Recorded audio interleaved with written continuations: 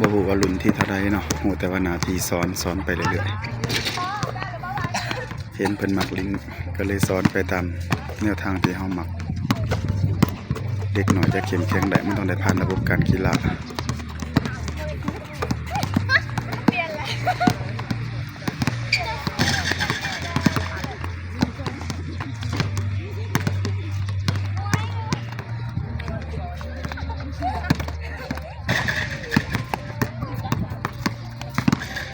กีฬารุ่นบ้านบ่วงเซกองก็ถือว่าหลายเติบอยู่แต่ว่า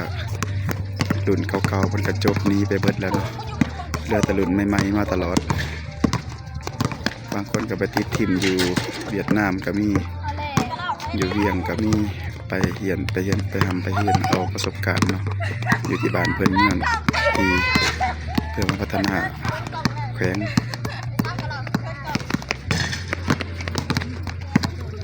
ตอนนี้ก็ถือว่าเป็นนักกีฬาหน้าใหม่เนาะ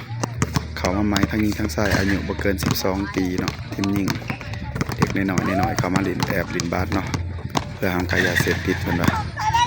หลังจากไปเรียนแล้วก็มาเสาร์อาทิตย์ก็ได้ลูก2เสาให้เนาะนี่ก็ถือว่าเป็นสิ่งหนึ่งที่เป็นสิ่งท้าทายสำหรับเราเองเนาะเพราะเราก็สอนมาหลายรุ่นเติบแต่ว่ารุ่นนี้เป็นรุ่นที่ว่าท้าทายเพราะมันเป็นเด็กใหม่สังคมปัจจุบันมันอยู่ในความเสี่ยงหลาย